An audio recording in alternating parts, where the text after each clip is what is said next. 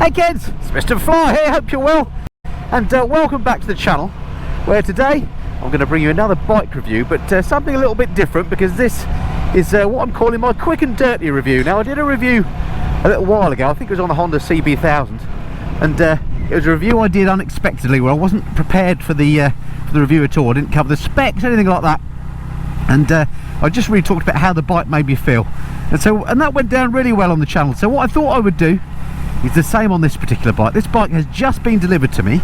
This is the brand new Royal Enfield Hunter 350, and this is the first time I've literally just jumped on it. So if you're interested in how this bike makes you feel, not in technical specs, but just whether it's any good, whether I like it or not, stick around and stay tuned, I'll let you know.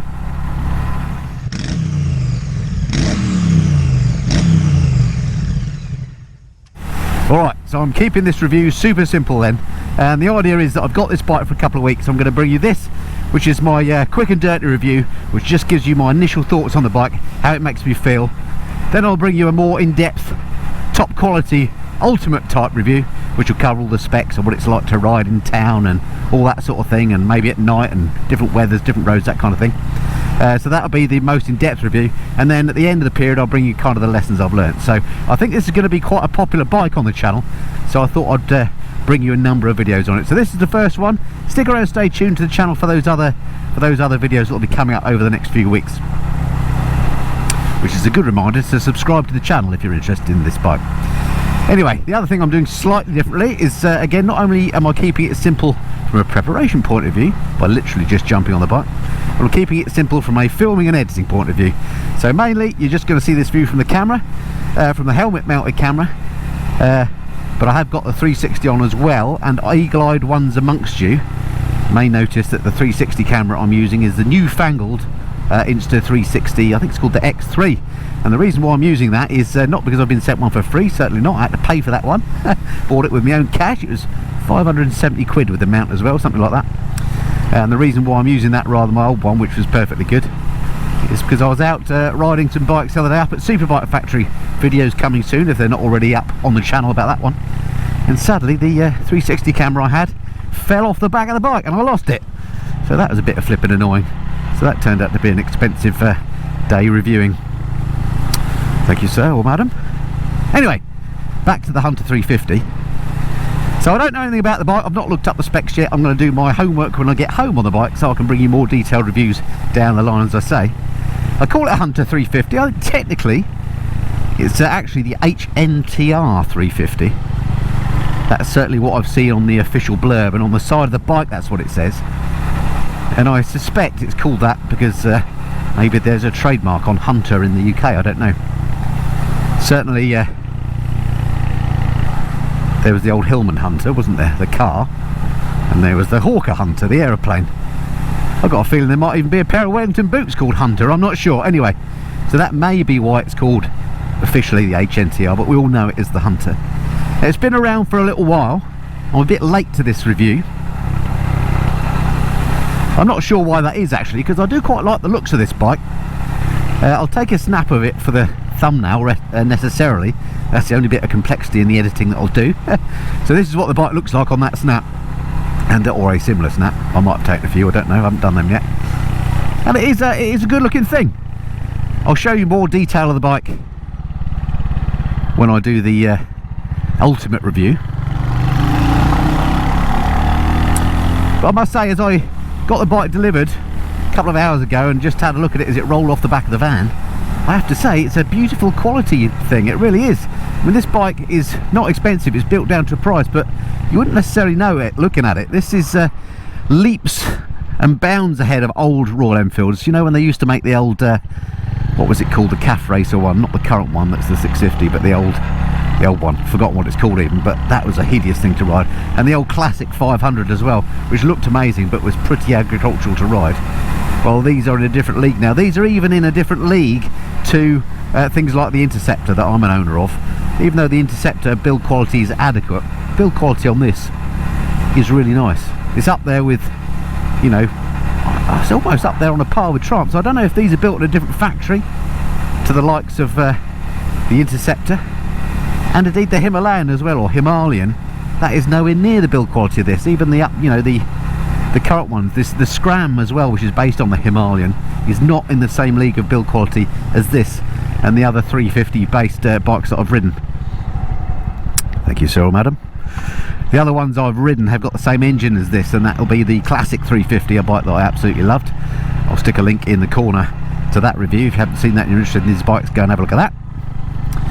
And the other one, of course, was the Meteor 350 that I rode quite a long time ago now, and I really enjoyed this engine on those bikes.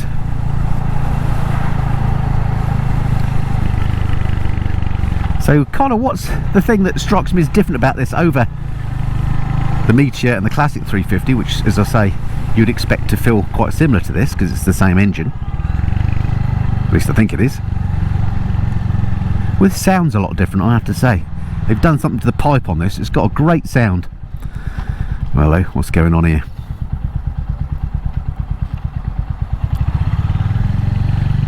And it is a single cylinder engine.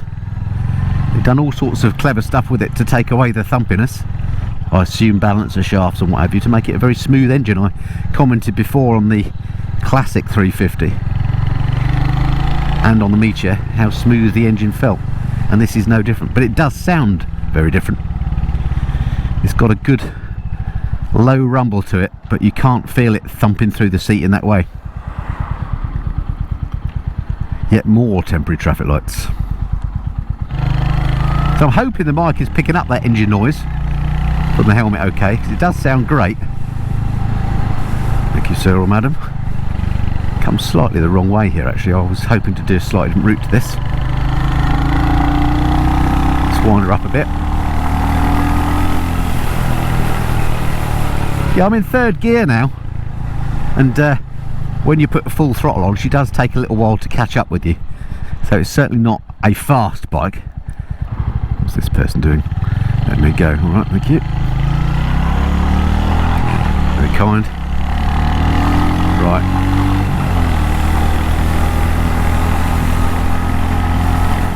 It feels very light, this bike, I have to say. And also it feels very comfortable. So on the straightforward do I like it or not front, yes I do like it. It's comfortable and it feels light, it's very easy to ride. It's nice in that respect. Here I am doing just a smidgen over 40 miles an hour, and it feels fine. There's plenty more go in it. Hopefully we'll get a slightly faster road in a minute and we can wind her up. Controls feel quite stiff on her. Not necessarily a bad thing, just something to get used to. Right, second gear. There we go, up the limiter at 50 miles an hour. Third gear at the limiter at 60. Yeah, handling feels good on here. Tell you what, let's just come up here.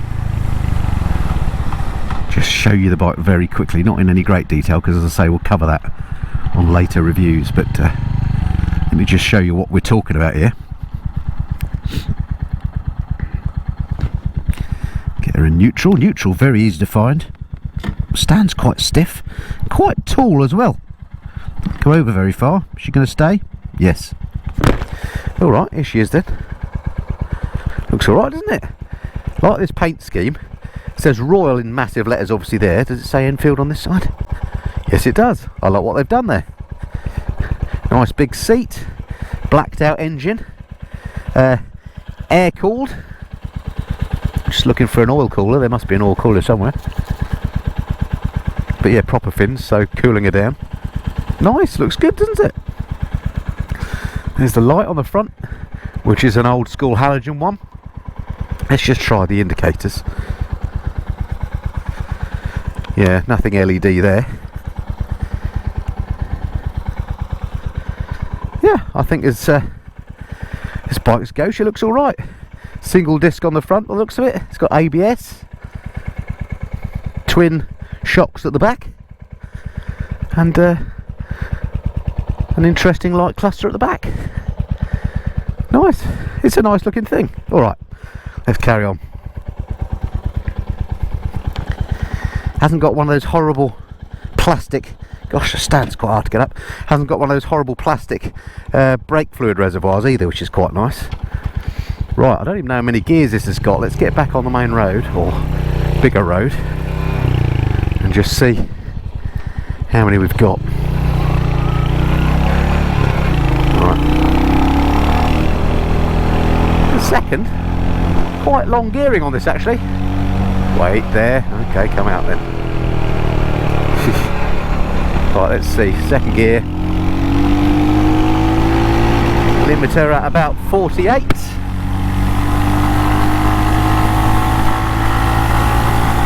Third gear, there we go, there's the limiter at 60. Right, we won't go thrashing it too much, but that's fourth gear, fifth gear, that's it. There's not 6 gears on this, so just 5. But that's fine. It's quite long geared by the looks of it. Down this bumpy road. Ride quality seems okay. Clearly it's built to a price, so the suspension is pretty basic, but yeah, it feels fine. Wait for it, pigeons. Wait, white car, thank you. Cool. So I'm going to be intrigued to see how this new camera performs actually in that position. These new Insta what's-its have slightly better definition, but I don't think the picture quality will be as good as the GoPro. You can decide yourself whether that's the case. And I'll use it on later videos to show you my riding position as well. I'll mount it towards the back of the bike so you can see the position I'm on seated. Mirrors are quite vibraty on this, and not in this gear but in lower gears. But let's just come down and see which one it is. Yeah, in third gear there's quite a lot of vibration through the seat, but fourth gear it kind of goes away.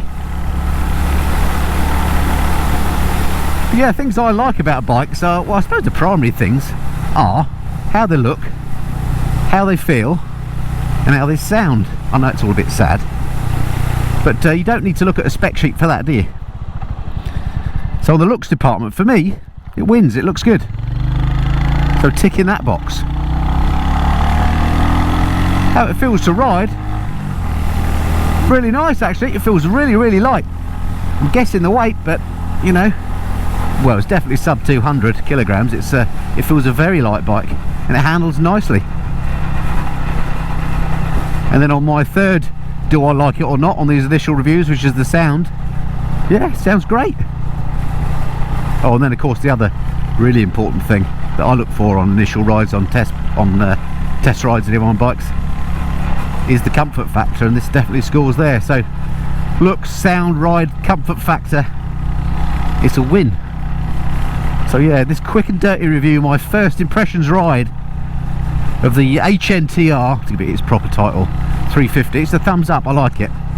But as I say, I need to ride it some more, and I need you to bring you some more in-depth analysis of the bike, which I will do on the next review, including the all-important specifications, what it's like to ride on some different roads and different environments, that sort of thing. So hit that subscribe button if you haven't done already, and yeah, I'll see you on the next video for a bit more in-depth about the Hunter 350. Alright, if you're interested in this jacket I'm wearing, stick around to the end of the titles. I get asked all the time, what is that bit of kit you're wearing? I'll tell you about that after the titles. Right, that's it for this time. Look forward to speaking to you again soon. Until then, this has been the Mist and Fly. Cheerio.